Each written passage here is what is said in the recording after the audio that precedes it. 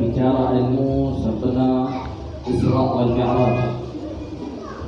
Kita buka dengan ilmu kita. Mudah-mudahan majlis kita pada hari ini mengundang keberkatan dan rahmat daripada Allah Subhanahu wa taala. Al-Fatihah. A'udzu billahi minasyaitonir rajim. Bismillahirrahmanirrahim. Alhamdulillahi rabbil alamin. Ar-Rahmanir Rahim. Maliki yaumiddin. Iyyaka na'budu wa iyyaka nasta'in. Ihdinas siratal mustaqim. صراط الذين أنعمت عليهم غير المغضوب عليهم ولا الضالين آمين. بسم الله الرحمن الرحيم. الحمد لله وبه نستعين على أمور الدنيا والدين. والصلاة والسلام على حبيبنا المصطفى سيدنا محمد وعلى آله وأصحابه أجمعين. سبحانك لا علم لنا إلا ما علمتنا إنك أنت العليم الحكيم. وقال رب اشرح لي صدري ويسر لي أمري واحلل عقدة من لساني يفقه قولي. ولا حول ولا قوة إلا بالله العلي العظيم.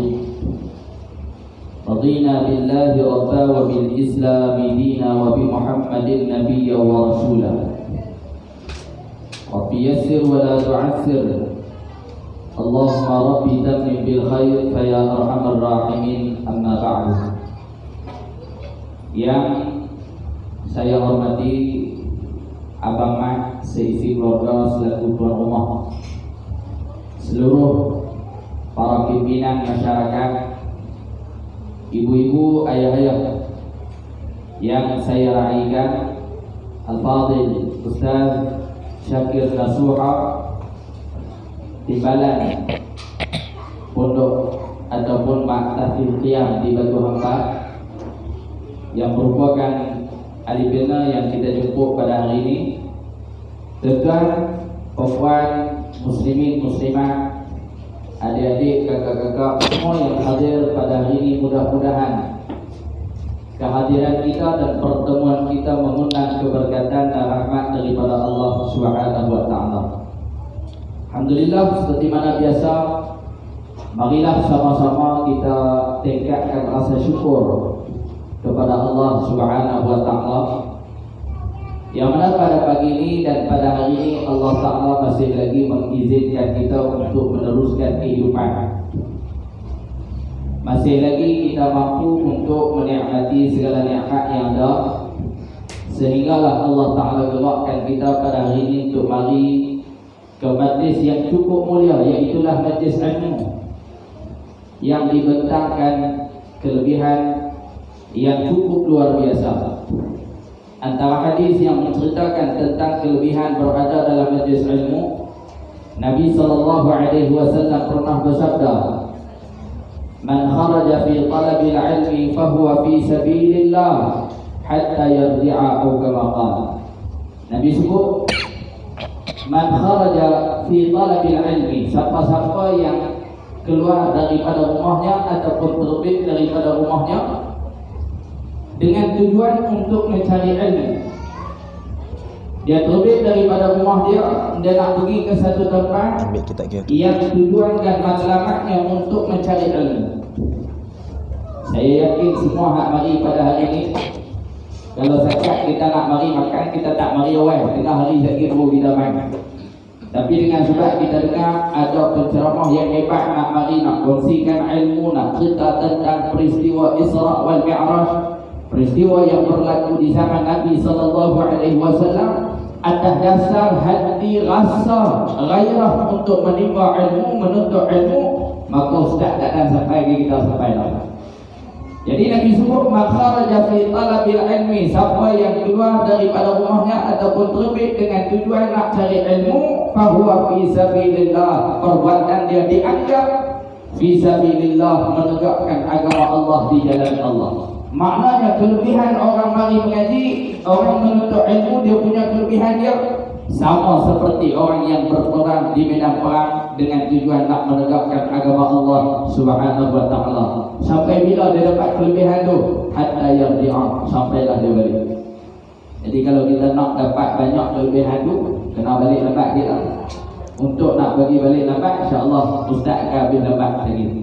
Nah, insya-Allah. Tuan para hadirin yang dirahmati oleh Allah Subhanahu wa taala. Jadi sebelum kita teruskan bicara ilmu pada hari ini dia lain pada lain sikit tuan. Selalu kita dok main kuliah di sini hari Jumaat, hari Ahad petang kita mengaji.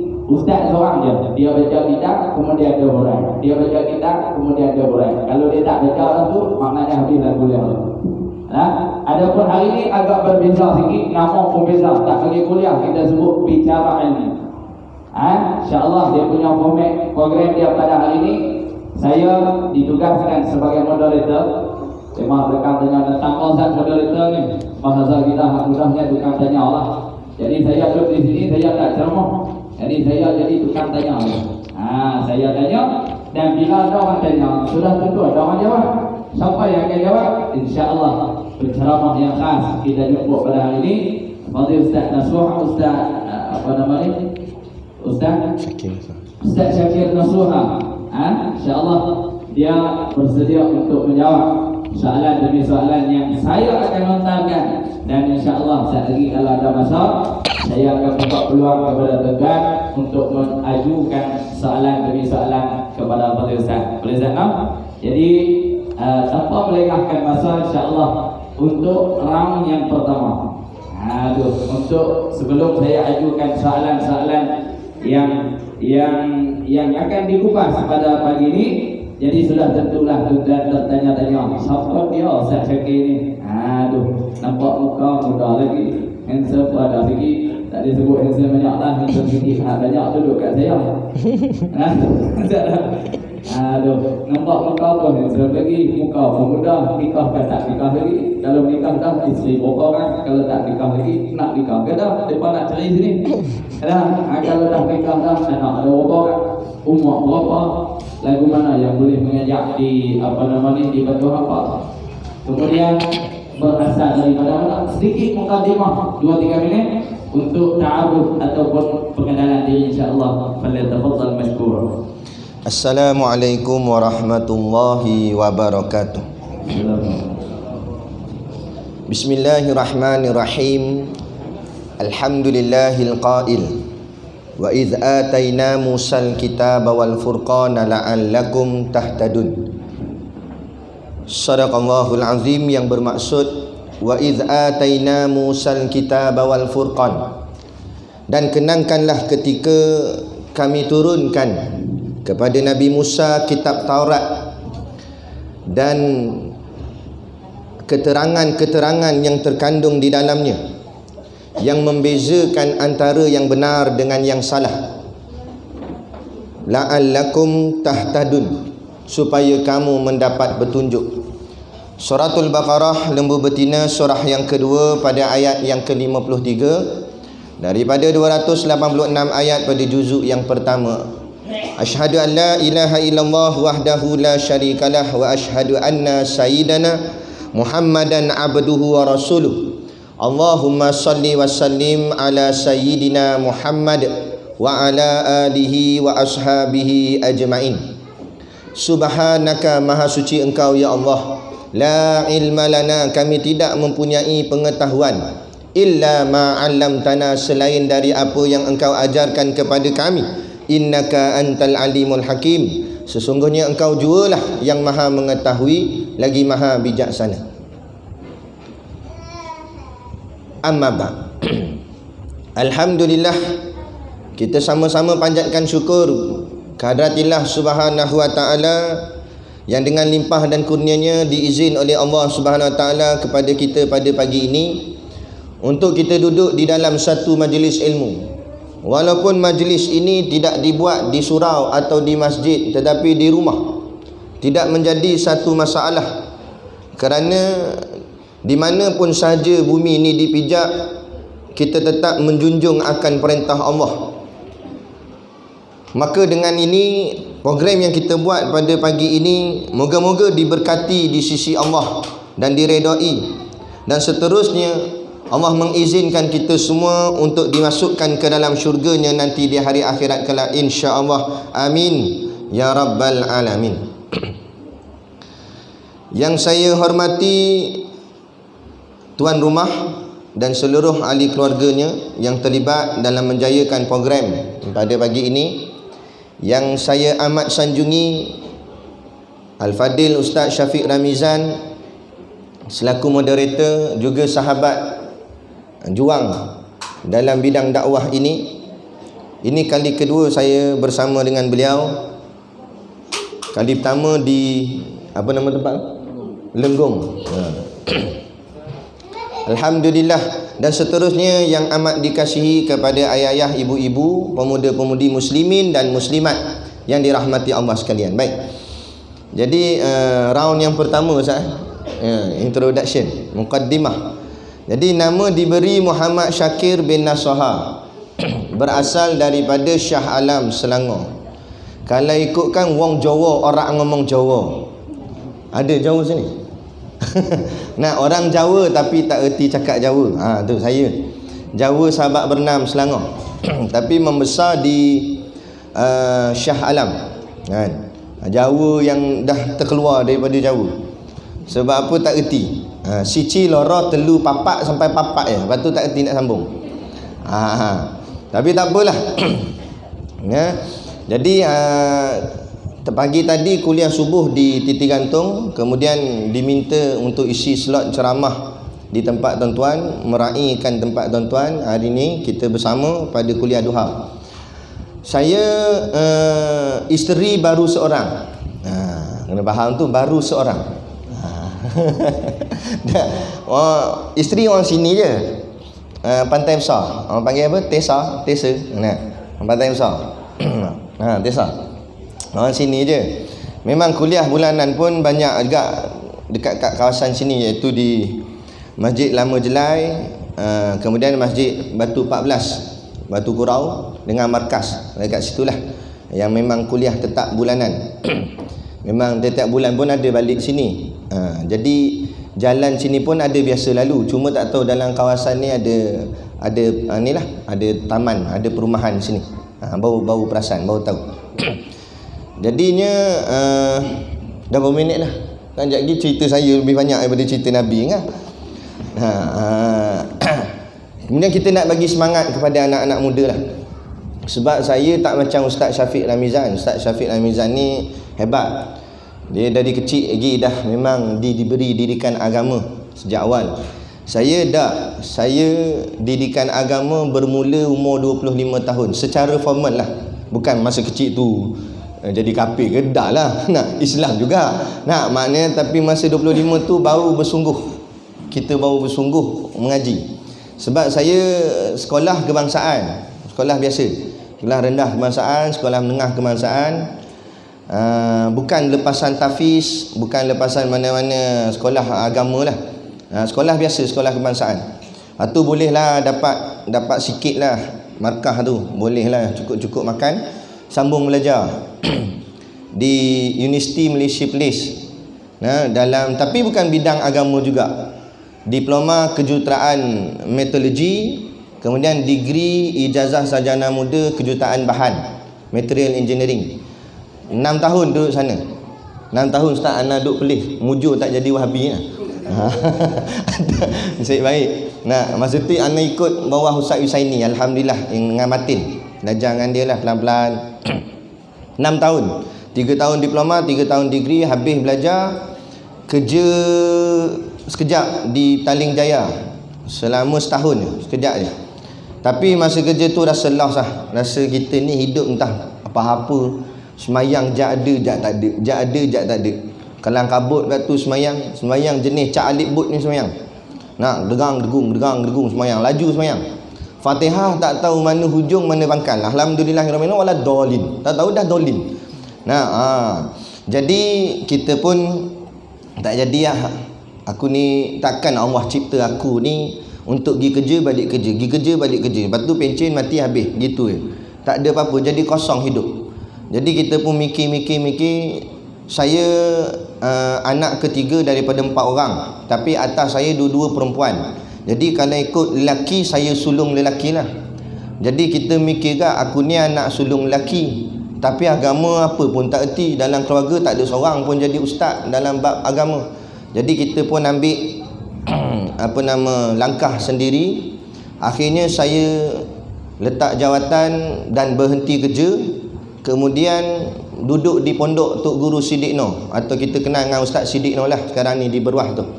Saya duduk pondok dengan beliau dan mengaji dengan beliau daripada umur masa 25 tahun hari tu, 2000 berapa saya tak ingat, 2013 ke kalau begitu, kalau tak silap.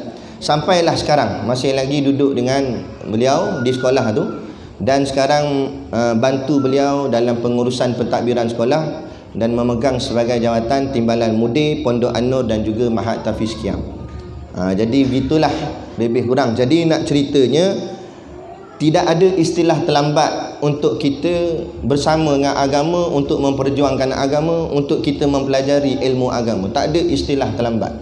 Sebab kata ulama, kalau kata takdir esok kiamat, malam ni pun kita boleh mengaji lagi. Maknanya tak ada istilah terlambat. Kita kena teruskan hidup kita. Yang penting kita nak atau tak nak kepada agama ni, itu saja.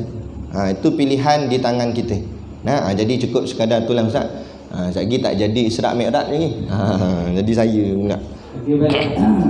Terima kasih kepada Al-Fadhil Ustaz. Itulah sedikit pengenalan dan dalam perkongsian ta'aruf ataupun pengenalan daripada Al-Fadhil Ustaz. Jadi kita yang belajar di sini yang mari setiap minggu, insya-Allah dapat suntikan semangatlah daripada apa yang dikongsikan oleh Fadhil Ustaz.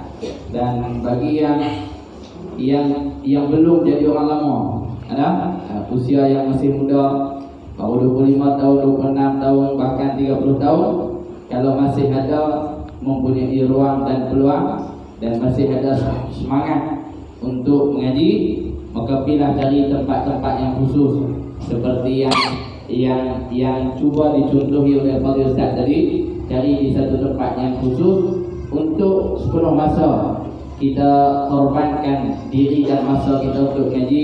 Jadi insya-Allah kalau Al-Fadhil Ustaz sebelum ni tak ada basic agama pun, tak ada basic ilmu agama pun, masuk usia 25 tahun, yang sekarang ni maknanya tadi 31 kan? 32. Kalau ni dah boleh jadi ustaz. Kalau ni beberapa tahun yang lalu boleh jadi ustaz dah. Jadi kita tak ada tak ada alasan ni. Manjada wajada. Siapa yang bersungguh, insya-Allah kita akan dapat.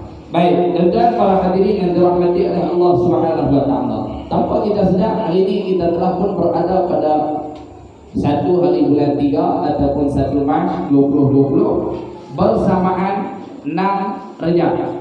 Betul tak? 6 Rejab 1441 Hijriah. Cepat masa berlalu. Pejam celek bulan Rejab dah lalu. Maknanya tak lama lagi kita nak masuk bulan Ramadan. Asal macam baru je puasa tahun lepas, nak jumpa pula Ramadan. Masa cepat berlalu. Inilah yang pernah dinyatakan oleh baginda Nabi sallallahu alaihi wasallam, la taqumu sa'ah hatta yataqarraba zaman atau kama qala. Nabi sebut hari kiamat takkan berlaku melainkan kamu bertemu dengan satu zaman, yang zaman itu yataqarraba zaman, menjadi singkat ataupun menjadi cepat oleh masa.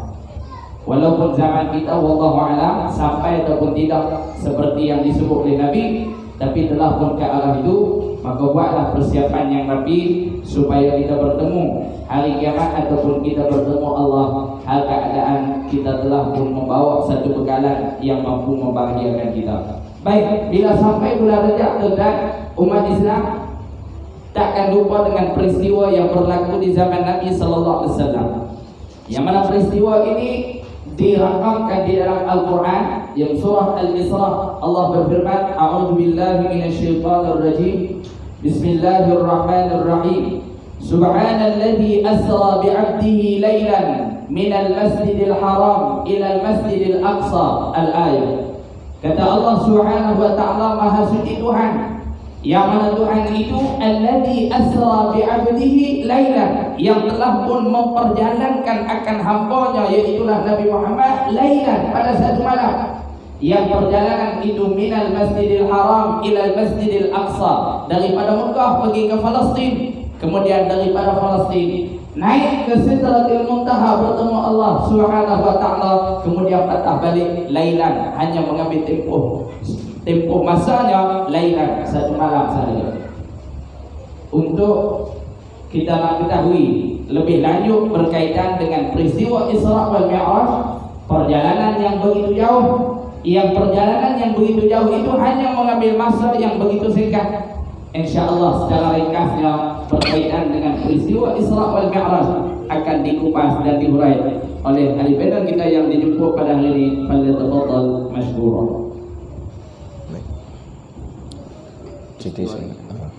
Bismillahirrahmanirrahim. Tadi ustaz sebut kata pejam celik, sedar-sedar dah bergerak masa begitu cepat ustaz. Sama ke ah? Pejam celik, sedar tak sedar dah tukar kerajaan dah ustaz. Baik. Jadi kalau nak cerita betul-betul punya Isra Mi'raj, tak boleh, kita tak cukup kita kuliah sampai pukul 11 lebih. Mana sebab Isra Mi'raj tu satu malam. Daripada tengah malam lebih kurang kata ulama apa isyak, mungkin dalam pukul 9 ke 10 gitulah, sampai nak menjelang subuh. Jadi kalau nak betul-betul cerita detail Isra Mi'raj, kita pun kena daripada malam tu sampai ke subuh. Maknanya sampai ke petang kita ceramah boleh? Slow boleh, tak bagilah tu. Jadi tak dapat kita nak cerita secara detail lah. Nak cerita sebiji-sebiji seperti mana yang disebut dalam kitab. Cerita yang ana bacakan ataupun ana nakalkan ini, kita ambil daripada sebuah kitab yang bernama Kifayatul Muhtaj, karangan Syekh Daud Al-Fatani. Yang ni orang Melayu kita, orang Patani. Syekh Daud Al-Fatani, bukan calang-calang orang, seorang ulama yang sangat hebat. Syekh Daud ni dia bersama dengan dua orang lagi sahabat dia yang sangat masyhur di Nusantara sebagai golongan ulama yang mengembangkan ilmu agama, yang sehingga hari ini kita yang berada di tanah Melayu ni menjadi faham dengan ajaran Islam, mengikutlah mazhab kita Imam Syafi'i, kesan daripada usaha dan jasa para alim ulama zaman-zaman dahulu. Jadi kitab ni adalah kitab turas, kitab lama, kitab pondok. Baik, jadi kita cerita berlebih kuranglah ringkas. Seperti mana yang dibacakan tadi oleh Ustaz, ayat suratul Isra, surah yang ke-17, ayat yang pertama. A'udzubillahi minasyaitonirrajim. Bismillahirrahmanirrahim. Subhanalladzi asra bi 'abdihi lailan minal masjidil harami ilal masjidil aqsa alladzi barakna haulahu linuriyahu min ayatina innahu huwas samiul basir. Sadaqallahul azim, yang bermaksud subhana. Kalau kita nak hurai dari segi ayat ni, masa anda mengaji di pondok dulu, Tok Guru buat persoalan. Kenapa ayat ni Allah mulakan dengan perkataan subhana, tidak perkataan yang lain? Kalau setengah-setengah ayat Allah gunakan perkataan alhamdulillah, macam contoh Fatihah, dan adalah beberapa surah lain. Ataupun kadang-kadang huruf muqatta'ah seperti Taha, Yasin dan sebagainya. Tapi pada suratul Isra Allah mulakan dengan kalimah subhana. Maka huraian ataupun kajian oleh alim-alim ulama kita nakalkan sahaja, kerana perkataan subhana itu ialah kalimah tanzih. Makna kalimah tanzih ialah kalimah suci. Sebab tu kita faham subhanallah artinya maha suci Allah. Tanzih ni maknanya satu perkara ataupun satu benda yang tak elok, satu yang buruk tidak tercalit walaupun sedikit kepada Allah Subhanahu Wa Taala. Kalimah tanzih kalimah yang tidak melemahkan Allah Taala. Mana tidak ada sebarang bentuk kelemahan kepada Allah Ta'ala. Tu maksud subhanallah. Sebab tu kita sebut maha suci Allah. Maknanya tidak ada yang tercela, tidak ada yang kurang, tidak ada pada sisi Allah. Sebab tu kalau kita mengaji ilmu akidah, kita selalu kita kata Allah ni maha segala-galanya. Betul? Kita kata gitulah, Allah ni hebat, Allah ni maha segala-galanya. Tapi dalam konteks makna segala-galanya tu kena hati-hati. Bukan maksud segala-galanya habis semua benda kita boleh pukul. Nah, segala-galanya tu duduk pada makna kamalat, yakni makna kesempurnaan. Makna sebagai contoh, kita kata Allah Maha Bijak, betul. Allah Maha Baik, betul. Nah, Allah Maha, tiba-tiba sampai satu tak kita kata Allah Maha Zalim. Boleh tak boleh? Tak boleh. Sebab zalim bukan sifat kamalat. Zalim sifat kekurangan. Maka tak boleh kita kata Allah Maha Zalim. Kita boleh kata Allah Maha Baik, tapi nak kata Allah Maha Jahat tak boleh. Jadi nak tengok pada segala-gala yang kita maksudkan Allah Maha segala-galanya itu mesti lagi berpandukan kepada kamalat kesempurnaan. Bukan main segala-galanya makna hantam habis semua, boleh belaka semua, tak boleh. Ada yang bahagian yang sempurna sahaja, bahagian yang elok saja, bahagian yang terbaik saja kita letak kepada sifat-sifat Allah. Ada pun yang tak elok tidak termasuk. Contoh kita kata Allah Maha Pandai, betul, tapi Allah Maha Bodoh tak boleh. Walaupun kita nak kata segala-galanya tadi, bodoh tak termasuk, sebab bodoh tu kekurangan, kecacatan, satu benda yang kelemahan. Maka nak menolak perkataan-perkataan yang melemahkan ataupun benda yang nak mengatakan Tuhan lemah, maka perkataan yang sesuai itu adalah subhana. Sebab itulah dalam peristiwa ni, dalam ayat ni Allah mulakan kalimah subhana kerana cerita dalam Isra' Mi'raj ni adalah cerita yang orang cakap apa, boleh menggugat akan keimanan kita. Cerita yang menguji akan soal kepercayaan dan keyakinan. Tak payah kita kata kita zaman kita sekarang. Zaman Nabi ada yang tak percaya. Selepas Nabi ni, ringkas ceritalah, kita skip terus. Nabi dah naik apa semua, Nabi pun turun. Bila Nabi turun, Nabi duduk dekat-dekat dengan Kaabah pada ketika tu. Dan Allah dah pesan ke Nabi supaya bila balik nanti ke bumi, tolong sampaikan apa yang kamu lalui ni. Apa yang kamu lalui satu malam tu, tolong cerita. Jadi kebetulan dalam Nabi tengah duduk menung situ, Nabi mikir macam mana aku nak sampaikan kepada umat. Sebab cerita ni susah nak diterima oleh logik akal. Mana taknya Nabi pergi daripada Masjidil Haram ke Masjidil Aqsa dalam satu malam. Nabi berjalan hampir dekat, kalau tak silap catatan saya, 1000 lebih berapa kilometer dah. Maknanya jaraknya jauh. Sedangkan zaman tu kapal terbang pun tak ada lagi. Dah lah daripada Mekah sampai Masjidil Aqsa, lepas tu pula naik ke langit. Naik ke langit lagi pelik cerita macam mana naik. Kan? Nabi cerita naik ke langit 1, 2, 3, 4, 5, 6, 7 sampai Sidratul Muntaha, naik atas lagi Hadratul Kursi. Itu yang dipanggil Isra' wal Mi'raj. Isra' itu maknanya perjalanan di waktu malam daripada Masjidil Haram ke Masjidil Aqsa. Adapun makna Mi'raj ialah tangga. Makna tangga mana? Daripada Masjidil Aqsa Nabi naik ke langit, Allah turunkan tangga naik ke langit sampai langit yang ke-7 sampai ke atas. Itu dipanggil Mi'raj. Isra' ini mendata, Mi'raj itu menegak. Maka dinamakanlah Isra' wal Mi'raj. Tapi nama bahasa Arab sedap lah bunyi saya. Kalau tukar bahasa Melayu kita buat bina. Ceramah apa pagi ni? Ceramah nak berjalan malam dan naik tangga. Kata ceramah benda ni. Tapi itulah makna ni. Itulah Isra' wal Mi'raj. Tapi sebut bahasa Arab sedap lah. Sama macam jahil lah Ustaz. Sebut bodoh sakit hati tu. Ni bodoh amat. Tunjuk numbuk tu. Tapi kalau kita kata jahil, ni jahil. Tak apa, aku jahil. Memang aku jahil. Dia kata tak apa. Padahal jahil dengan bodoh tu samalah. Bodoh. Ada sama je dah. Jahil tu bahasa Arab, bodoh tu bahasa Melayu. Sebut bahasa Melayu pedih bunyi, bahasa Arab tak apa pula. Macam ada satu tempat saya mengajar bab fiqh sampai kat bab najis. Jadi kita kata najis yang paling berat, najis mughalazah, najis anjing dan babi. Dia buat gitu.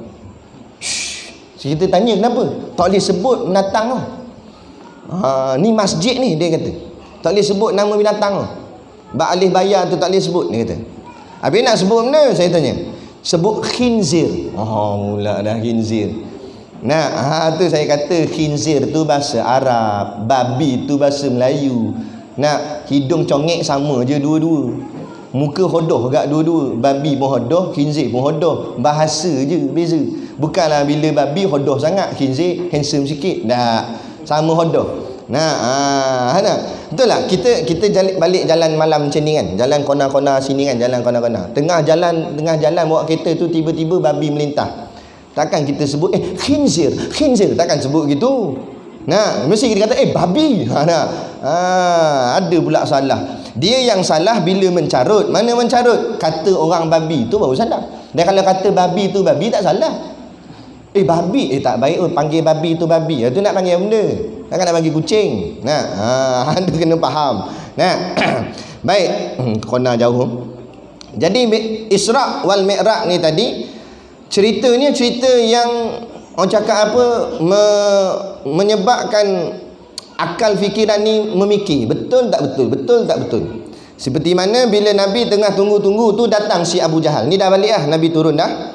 Tengah Nabi duduk menong tunggu situ, Abu Jahal datang. Abu Jahal kata, "Hei Muhammad, kenapa muka masam ni muram awak? Nah, ada apa berita baru sampai ke apa?" Tujuan dia tanya, dia nak mempelihkehkan Nabi. Kemudian Nabi kata gini, mujuk dah hang tanya, aku jawablah.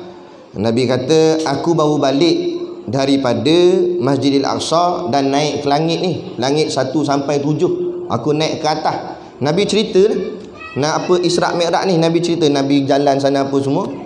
Dalam kitab ni sebut Abu Jahal dia menahan ketawanya.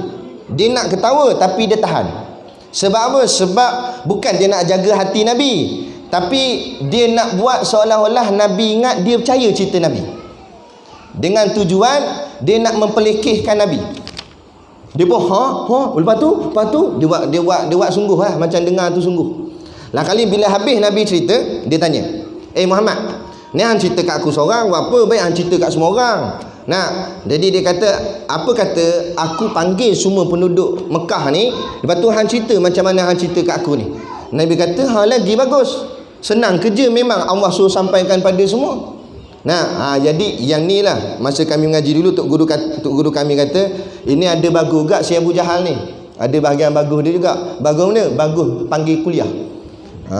Dia panggil kuliah tu, dia panggil orang datang. Teruk dia Abu Jahal pun panggil kuliah. Ni ada orang lagi teruk daripada Abu Jahal. Orang buat kuliah dia batal. Nak banner dia potong.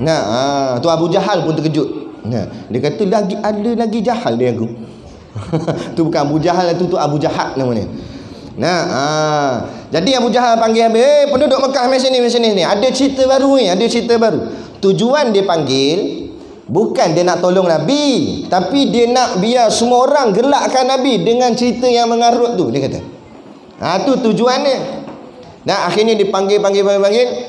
Dan bila dah kumpul ramai depan, Nabi pun ceritalah apa yang berlaku seperti mana yang dalam kitab ni. Nabi cerita naik ke langit tu macam mana apa semua. Nabi cerita tengok syurga, tengok neraka, siapa yang kena azab dipecahkan kepala lah, kuku tajam, cakar kulit dan sebagainya sampai terkoyak-koyak dan sebagainya. Nabi cerita semua. Habis Nabi cerita berlaku 3 golongan pecahan. Golongan yang pertama taat, tetap yakin dan percaya walaupun cerita itu sukar untuk diterima dengan logik akal, tapi tetap percaya. Dia kata logik tak logik, kalau cerita ni daripada Allah, cerita ni daripada utusannya Allah, yakni Rasulullah, Nabi, logik tak logik aku percaya. Ini golongan yang pertama. Golongan yang kedua, dia berlaku samar-samar.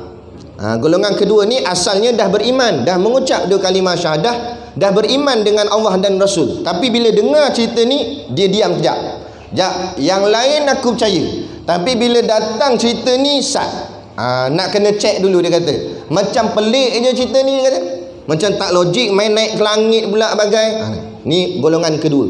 Golongan yang ketiga memang kafir dah, awal lagi tolak dah, macam Abu Jahal, Abu Lahab semua. Awal lagi memang tolak, tak percaya dah cerita Nabi ni. Maka golongan yang pertama seperti mana Saidina Abu Bakar As-Siddiq, sebab itulah mendapat gelaran namanya As-Siddiq. As-Siddiq artinya yang membenarkan. Bila geng Abu Jahal ni pergi mengadu ke Abu Bakar, sebab Abu Bakar ni kawan rapat Nabi. Hei Abu Bakar, kawan baik hang, aku rasa dah tak betul dah tu. Ada dia cerita dia pergi naik ke langit bagai apa benda pelik-pelik. Lepas tu dalam satu malam dah tu, malam tadi pergi, pagi ni balik dah. Merepek lah.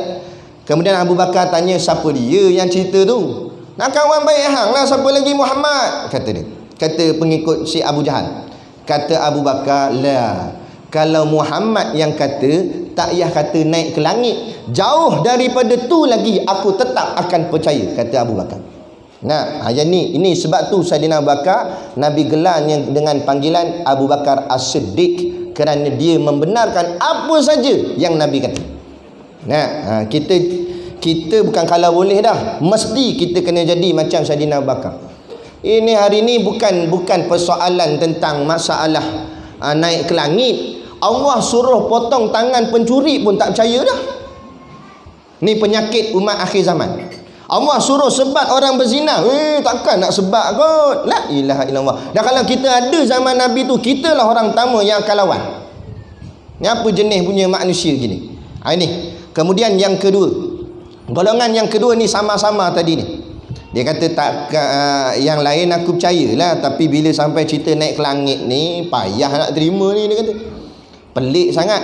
Habis tu macam mana? Dia kata gini, ya Muhammad, boleh tak kalau kamu buat apa yang kami suruh? Kata Nabi, tengok dulu, aku cubalah. Ingat apa benda permintaan kamu? Kemudian mereka ni kata, ya Muhammad, cuba angkat kaki kananmu. Nabi pun angkat kaki kanan. Nabi angkat kaki kanan, angkat gitu. Kemudian dia kata, dalam masa yang sama ya Muhammad, kamu angkat pula kaki kirimu tanpa turun kaki kanan. Rasa-rasa Nabi buat tak? Nabi tak buat. Nabi kata, manakah mungkin aku boleh angkat kaki kiri tanpa menurunkan kaki kanan? Mereka pun pakak-pakak gelakkan Nabi. Dia kata, kalau dua kaki pun tak boleh angkat, lepas tu nak cerita terbang naik sampai ke langit, merepek ada ni. Dia pun menggelak-gelakkan Nabi. Si Abu Lahab siap mengangkat-ngangkat tangan. Sebab tu turun ayat Tabbat yada Abi Lahabi watab. Celaka kedua tangan si Abu Lahab kerana dia menggunakan tangan yang menghina-hina Rasulullah. Dia buat apa dah. Ini kita gaduhkan gini tangan. Abu Lahab. Tu geng Abu Lahab tu. Tak main angkat tangan tu. Tu. Dia kata celakalah apa semua. Akhirnya Nabi pun menong, Nabi pun kata ginilah.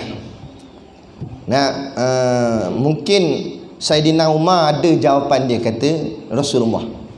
Apa kata soalan yang kamu tujukan ke aku tadi tu, kamu tanya ke Saidina Umar. Depa takut dengan Saidina Umar. Sebab Saidina Umar ni cengeng. Dia pedang dia lagi laju daripada tangan dia.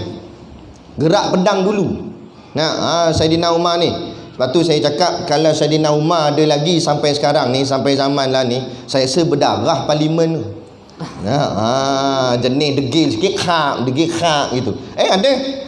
Masa zaman Nabi dulu, Nabi biasalah dekat tanah Arab kan padang pasir berterbangan, tiup angin. Akhirnya debu pasir tu melekat dekat jubah Nabi. Jadi ada seorang sahabat, dia tegur. Bukan dia hina, dia tegur je. Rasulullah, ada debu dekat jubahmu. Saidina Umar tak cakap banyak, keluar pedang letak kat leher kawan. Tersenyap kawan tu. Senyap. Tak kata apa. Saidina Umar kata, debu yang melekat di jubah Rasulullah lebih mulia daripada batang tubuhmu sendiri. Bukan dia hina. Tapi begitu kerasnya Saidina Umar dalam mempertahankan Rasulullah. Jadi takutlah mereka nak tanya Saidina Umar. Jadi pakak-pakak tolak. Hang lapi. Tapi mereka nak tahu sangat jawapan. Sebab Nabi kata jawapan ada kat Saidina Umar. Nak tahu sangat jawapan. Lah kali pergi gak lah. Bagi salam gagak-gagak gak. Assalamualaikum Umar. Takut. Takut dengan Saidina Umar, cengeng dia. Nak tengok muka takut dah. Nak garang, tegas. Saidina Umar pun keluar, Waalaikumsalam. Nak apa ni? Saidina Umar tanya. Gini. Dia pun ceritalah apa benda yang Nabi cerita apa semua tu. Lepas tu kami minta lah Nabi buat apa yang kami suruh, yakni angkat kaki kanan, lepas tu angkat kaki kiri tanpa turun kaki kanan. Tapi Nabi tak dibuat. Kemudian Nabi kata jawapan ada kat hang. Jadi kami datang ni nak tahu jawapan lah. Gitu ke, kata Saidina Umar. Saklah aku pergi ambil jawapan, dia kata. Dia kata dia pergi ambil jawapan. Dia pun masuk dalam rumah balik. Masuk dalam, dia buat ambil benda jawapan, pedang. dilibas putus kepala. Nah, dalam riwayat kata mati. Nah, bila mati Sayyidina Umar kata apa? Yang pergi Isra' Mi'raj tu Rasulullah, bukan aku. Kalau Nabi cerita pun hang tak percaya, aku cerita lagi hang tak percaya. Nah, maknanya Sayyidina Umar kata jenis degil keras kepala begini tak payah cakap banyak ah. Nah, pancung aja. Nah, tu maknanya. Nah, makna begitulah. Nah, kita ni mujurlah Sayyidina Umar tak ada dah. Kalau tak banyak rasa kepala putus, jenis degil, tak nak dengar, tak nak ikut Allah kata, tak nak ikut Nabi kata. Jadi kesimpulan daripada kisah ni, kita ambil lah teladan bahawa apa saja yang dibawa datang dalam Islam, apa saja yang disebut dalam Quran, apa saja yang disebut oleh baginda Nabi SAW dalam hadis baginda yang mulia, maka kita terimalah sebulatnya. Sama ada kita suka ke tak suka, sonok ke tak sonok, tu letak nombor 2. Tapi bila kita dah mengucap dua kalimah syahadah, sebab tu dalam kalimah syahadah kita sebut nama Allah, sebut nama Muhammad. Maknanya apa saja Allah kata kita pegang, apa saja Muhammad kata kita pegang. Tiba-tiba mengucap dua kalimah syahadah, sampai masa bila Allah kata lawan, sampai masa bila Nabi kata lawan, dah macam mana? Sebab tu kata ulama, kalau begitu boleh terlucut akidah ni, boleh terbatal kalimah syahadah ni. Sebab tu tak boleh kita buat main. Nah, dalam perkara hal ni, patut jangan dulu sampai ada yang pesenda dia. Dia kata kalau nak makan sup tangan pergi Kelantan lah. La ilaha illallah. Hang tak nak laksana satu hal, lepas tu hang persenda. Hang persenda ni bukan persenda ulama, bukan persenda tok guru, hang persenda Allah. Maknanya Allah, hang tu telah berperang dengan Allah. Bila hang berperang dengan Allah, makna takdir esok hang confirm akan dibakar dalam api neraka Allah. Jangan buat main. Jadi adu Allah, musuh Allah. Nah, sebab tu dalam perkara ni biar kita faham, bila kita sebut kita orang Islam tunduk taat. Wa aqimus solata wa atu zakata warka'u ma'ar raki'in, kata Allah. Dan kamu dirikanlah semayang, bagus semayanglah. Wa atu zakah, dan keluarkan zakat, bagus keluarkan zakat. Tapi tak cukup dua ni saja. Wa warka'u ma'ar raki'in, rukuk, dan rukuklah kamu bersama orang-orang yang rukuk. Apa makna rukuk? Simbolik makna rukuk ialah tunduk. Maknanya tunduklah kamu kepada Islam, tunduklah kamu pada Allah dan Rasul bersama dengan orang-orang yang tunduk, yakni golongan alim-alim ulama. Nah, jadi ini moga-moga menjadi pengajaran kepada kita.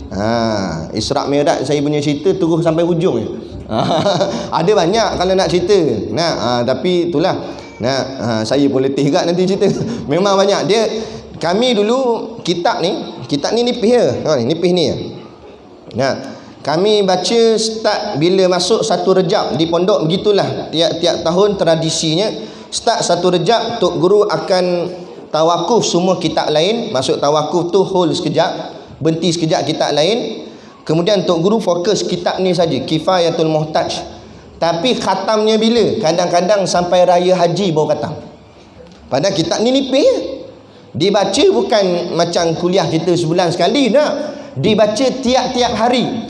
Satu hari pula berapa kali baca? Subuh sekali, duha sekali, zuhur sekali. 3 kali baca sehari. Raya haji baru habis, baru khatam kitab.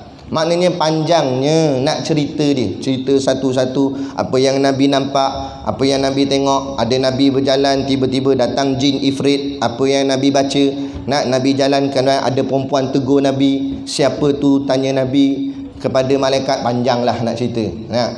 Ke nak cerita juga? Nak cerita juga memang tak makan dengan kita. Jadi lebih-lebih kurang itulah. Yang pentingnya kita nak ambil pengajaran daripada kisah Isra' wal Mi'raj. Isra' Mi'raj ni bukan cerita yang macam kita cerita sang kancing dengan sang anak kepada anak-anak kecil kita. Itu bukan satu kisah yang kita nak dengar semata-mata. Bertahun-tahun kita tiap-tiap tahun datangnya bulan Rejab, kita akan buat ceramah Isra' Mi'raj. Datang bulan Rejab, kita buat ceramah Isra' Mi'raj. Tapi apa kesan daripada ceramah tersebut? Nah, yang kita nak intipati ataupun yang kita nak, apakah mesej yang Allah nak sampaikan daripada peristiwa yang Allah buat kepada baginda Nabi kita sallallahu alaihi wasallam ini, yang moga-moga kita dapat mengambil manfaatnya dan semakin kuat keimanan kita kepada Allah Subhanahu wa taala. Sebab itulah bila peristiwa ini peristiwa yang sukar nak diterima dengan logik akal, maka Allah letak di hadapan ayat daripada suratul Isra itu dengan kalimah subhana. Maknanya tidak lemah bagiku untuk melakukan hambaku berjalan nak daripada Masjidil Haram ke Masjidil Aqsa sampai naik ke langit dalam satu malam. Sehingga kan syarahan ulama kata, tak payah kata satu malam, kalau Allah nak buat Nabi berjalan Isra' Mi'raj dalam satu saat pun Allah boleh buat. Tak payah kata satu saat, satu detik, pejam mata, buka balik, Nabi balik dah, selesai semua Isra' Mi'raj. Allah boleh buat semua tu, kerana tidak ada yang payah bagi Allah Subhanahu wa ta'ala. Jadi sekadar itu, inilah nak menunjukkan keimanan kita terhadap peristiwa Isra' wal Mi'raj ini. Itu baru syarah subhana je yang mampu. Terima kasih kepada Fadil Ustaz. Ringkasan daripada peristiwa Isra' wal Mi'raj, kesimpulan daripada apa yang dikongsikan oleh Fadil Ustaz, maknanya kisah ini menguji keimanan dan kepercayaan seseorang. Maka jika benar kita beriman dengan Nabi, jika kita benar dengan apa yang disampaikan dan dikhabarkan oleh baginda Nabi sallallahu alaihi wasallam, apapun yang dibawa datang dan yang dicerita oleh Nabi, wajib kita beriman dan kita percaya. Sesuai dengan firman Allah Subhanahu wa taala, kata Allah, "Wa ma atakumur rasul fakhudhuhu wa ma nahakum anhu fantahu." Sallallahu alaihi. Kata Allah, "Wa ma atakumur rasul." Apa yang Nabi bawa, apapun yang dibawa datang oleh baginda Nabi sallallahu alaihi wasallam, fakhudhuhu, ambillah, terimalah. Wa ma nahakum, apa yang dicegah dan dilarang oleh Nabi sallallahu alaihi wasallam, fantahu, cubalah kamu menjauhkan diri daripadanya.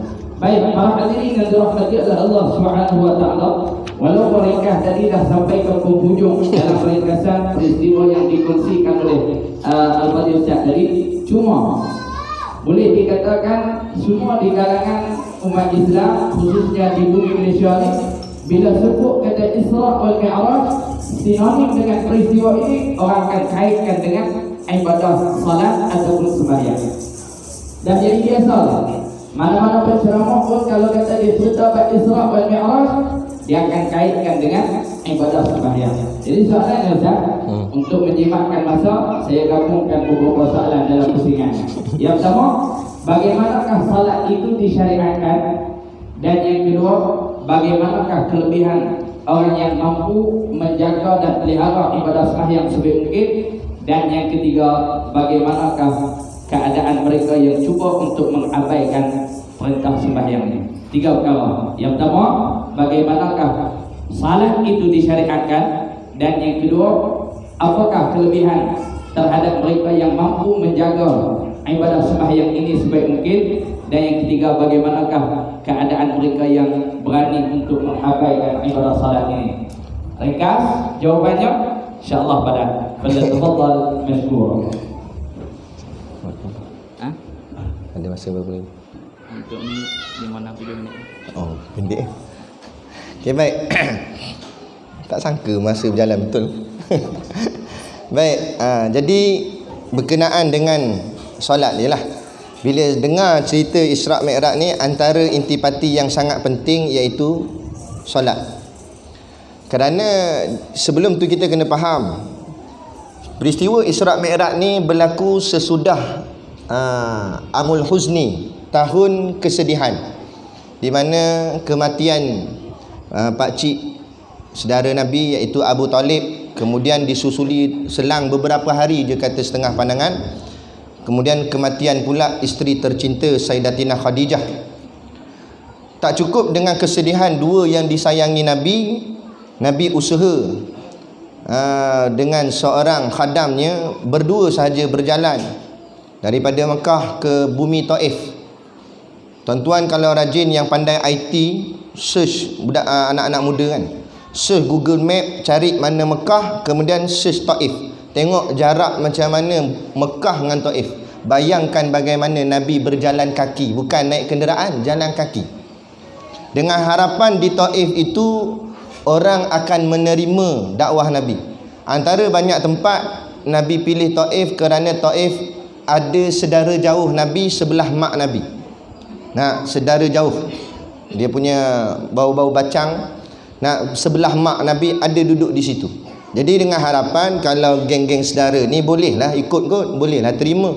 Tak, rupanya lagi mereka tentang. Nabi sampai di sana, Nabi ceramah 10 hari. Sebab tu saya tak kisah kalau saya kuliah orang tak dengar, tak apa. Sebab Nabi kuliah, Nabi ceramah 10 hari, seorang pun tak dengar. Kesungguhannya Nabi. Kita kalau baru 10 minit orang tak dengar, marah dah. Nah, ni Nabi 10 hari cakap pam tentang Islam, orang buat tak layan. Sampai ada yang hina-hina Nabi. Akhirnya mereka bengang Nabi tak balik-balik. Ni berbaling Nabi dengan batu. Satu, siapa yang dapat mengerjakan umrah ambil kesempatan untuk pergi Taif. Kemudian tanya mutawif di mana masjid, namanya Masjid Kok. Kok tu maksud siku. Kerana di masjid itulah Nabi jatuh, bertongkatkan siku Nabi, kerana mereka baling Nabi dengan batu. Nak dahsyat. Nak danlah kematian dua orang tersayang. Nak harapkan sampai dakwah di Taif, mereka layan Nabi begitu pula. Bertambah sedih hati Nabi. Maka Allah nak menggembirakan Nabi, Allah berikan Nabi satu tiket khas yang tak dapat dibeli oleh sesiapa pun, melainkan ini adalah kurniaan Allah semata-mata kepada baginda Nabi SAW seorang sahaja. Iaitulah tiket untuk naik ke Isra' wal Mi'raj. Nah, kita duduk atas kat dunia ni, kaya mana pun kita, kaya macam Datuk Ali Syukri ke, tak kira lah, kaya mana pun takkan boleh beli tiket naik Isra' wal Mi'raj. Boleh? Pergi lah dekat kaunter kapal terbang tu tanya, cik, saya nak beli tiket pergi Isra' Mi'raj boleh? Nak, pegawai kaunter tu tengok atas bawah, dia kata, banyak mana minum air ketum ni, dia kata. Macam mabuk je tengok, dia kata. Ada pelik nak, ada ke pula nak pergi Isra' Mi'raj? Mana dia jual tiket? Tak, sebab tu kita jangan sombong lah. Hebat mana pun kita, tinggi mana jawatan, kaya mana pun duit, tak boleh pergi Isra' Mi'raj. Nabi, tengok Nabi, rumah Nabi besar mana, tapi Allah jemput sampai naik ke langit Isra' wal Mi'raj. Dahsyat. Dan Allah jemput Nabi kerana Allah nak beri sesuatu pada Nabi, satu hadiah yang sangat bernilai, iaitulah namanya as-salah, semayang. Amalan lain Allah beri dengan perantaraan wahyu daripada malaikat Jibril alaihissalam, diutus kepada baginda Nabi SAW. Sama ada puasa ke, zakat ke, apalah, tak kira lah amalan-amalan lain, semuanya melalui perintah wahyu. Adapun perintah semayang Allah sendiri bagi, dengan Allah jemput Nabi naik ke langit. Dan kita kena ingat, peristiwa Isra' Mi'raj ini tidak pernah berlaku kepada Nabi-Nabi sebelumnya, hanya kepada baginda Nabi SAW. Suatu beruntung kita menjadi umat kepada baginda Nabi Muhammad SAW. Sebab tu Habib Syekh yang menyanyi lagu Ya Hanana tu, itu sebab bait syair dalam qasidah itu menyebut Ya Hanana, Ya Hanana. Sebab apa maknanya? Ya tu makna wahai, Hana tu beruntungnya, na kami, wahai beruntungnya kami, beruntungnya kami. Sebab apa beruntung? Menjadi umat baginda Nabi Muhammad SAW, satu-satu manusia, satu-satu Nabi yang Allah jemput naik kepada Isra' wal Mi'raj dan diberikan akan amalan salat kepada baginda Nabi SAW. Tak cukup dengan tu pula, pada awalnya Allah berikan pada Nabi 50 waktu semayang. Nabi tak cakap banyak, Nabi terima. Itu Nabi. Kalau YB dah, saya komplain saya YB. Takkan 50 banyaknya. Itu bagian kita lah, komplain saja. Nabi terima. Nabi kata baik 50. Nabi pun turun ke langit, terserempak dengan Nabi Musa alaihi salam.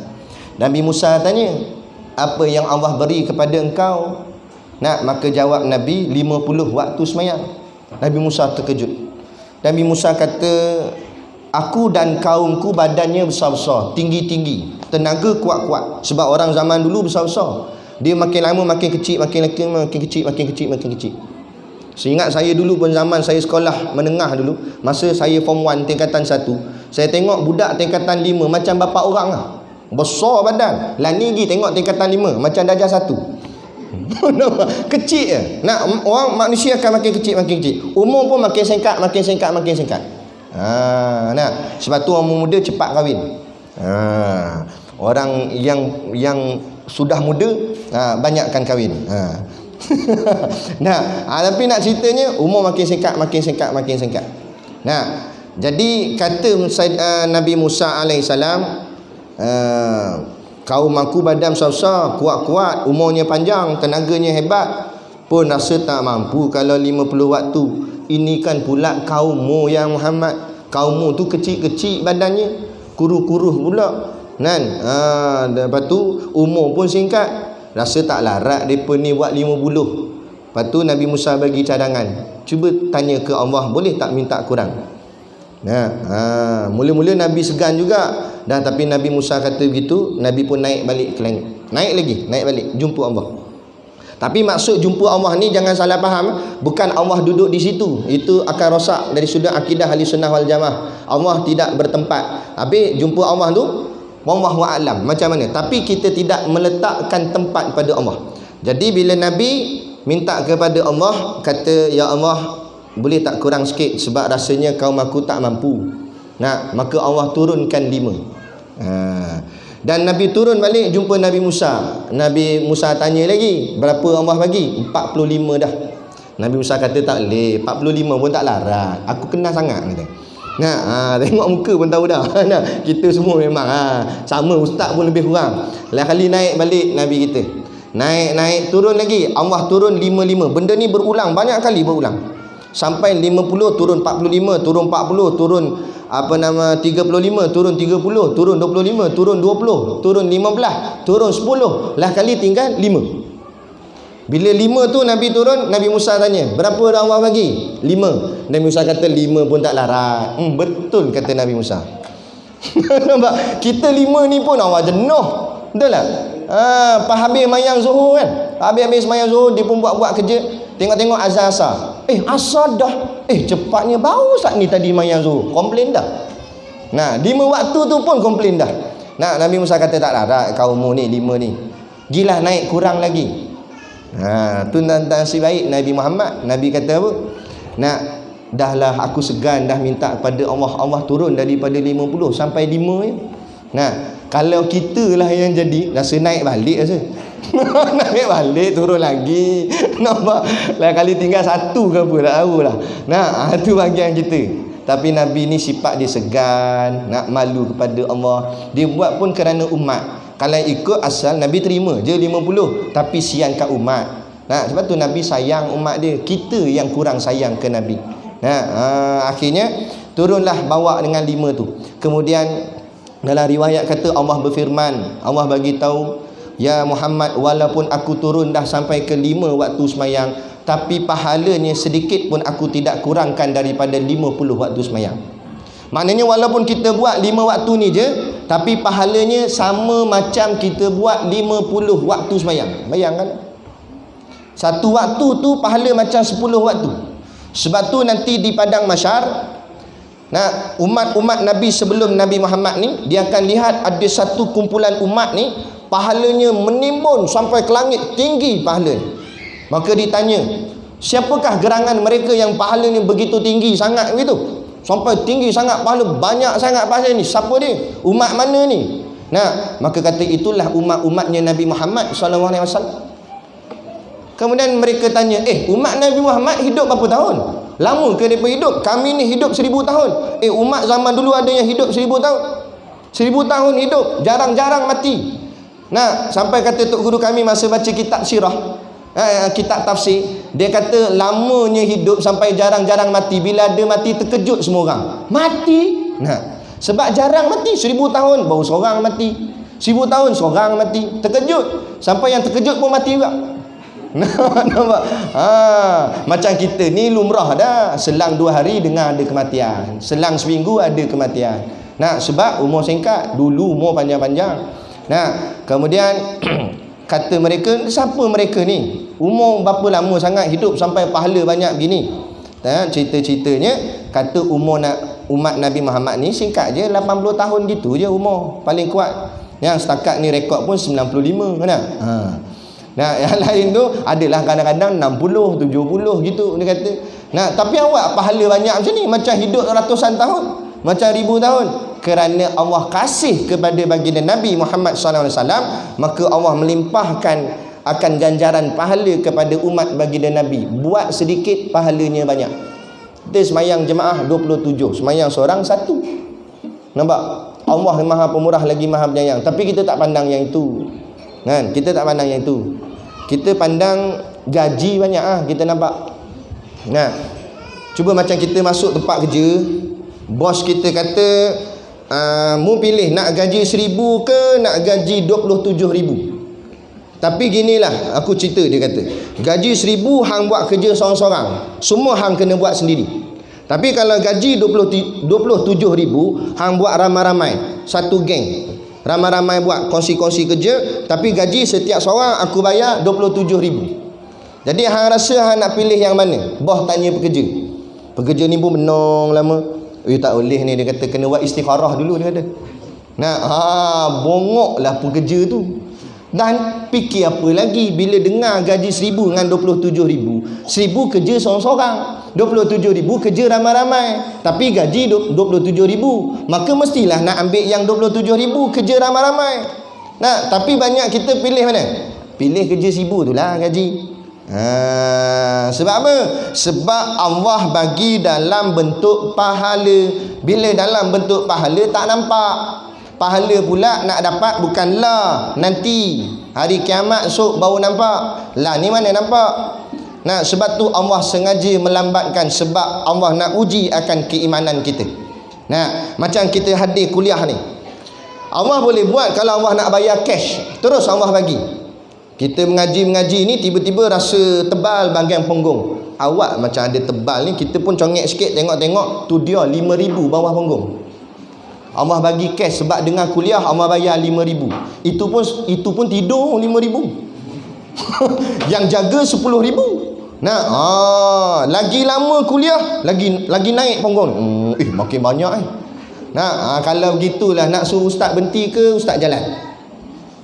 Ustaz jalan lagi ustaz, jangan berhenti ustaz, jangan berhenti. Seminggu lembik ustaz gini Nah, ni penuh masuk, tak payah pergi kerja dah lah. Tak payah pergi kait sawit ke apa, tak payah dah. Ni penuh, duk main dengar kuliah lah. Dan orang ramai gini, tak penuh sampai jalan. Parking sampai Pekan Batu Kurau parking. Wah, bahagian nak dengar kuliah sebab gaji lumayan. Tak, tapi Allah simpan. Mana ada cuba cengik punggung kita. Tengok ada tak cicak ada. Nampak mana ada bahagian duit. Nah, sebab apa? Sebab Allah simpan nanti di hari akhirat.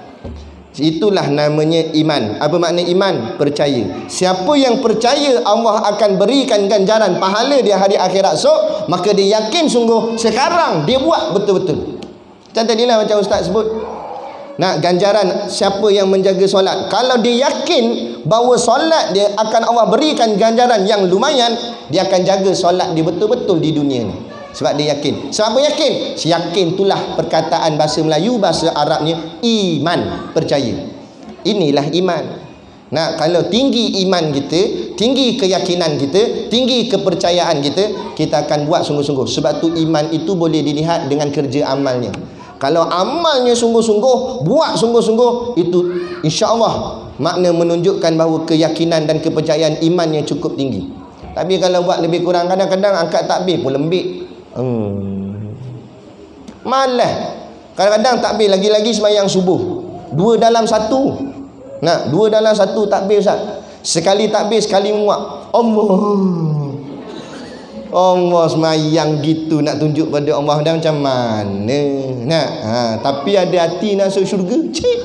Nah, pintu syurga mana nak buka kalau begitu? Nah, kita buat kurang bersungguh. Bagus dah, memang dari satu sudut bagus dah kita semayang banding orang lain tak semayang. Tapi jangan ingat asal semayang selesai. Dah, Allah ancam dengan fawailul lil musallin, neraka wel bagi orang yang semayang.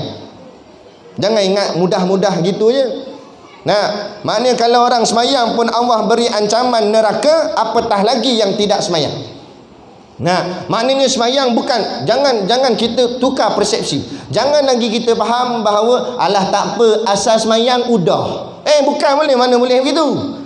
Nak semayang kena buat betul-betul sebab kita berhadapan dengan Allah Ta'ala. Kalau nak jumpa sultan di istana pun kita pakai elok-elok, dan takkan nak jumpa Allah buat lebih kurang. Nah, kita kadang-kadang gitu lah. Pergi masjid semayang bagus dengan kain pelekak, dengan baju Melayu, dengan jubah, nak minyak wangi tak payah kata, sebotol habis tuang gitu. Kan? Kayu sugi celah telinga gini. Oh, hebat. Bagian semayang masjid. Nah, semayang kat rumah. Semayang kat rumah. Kadang-kadang kain pelekak saja, baju pun tak pakai. Kain pelekak saja. Relax steady je. Nah, habis tahiyat awal dia pun bangun. Bangun-bangun kain pelekak duduk tahiyat awal lagi. Dia tengok nak dia kata dah Allah buat lebih kurang aja.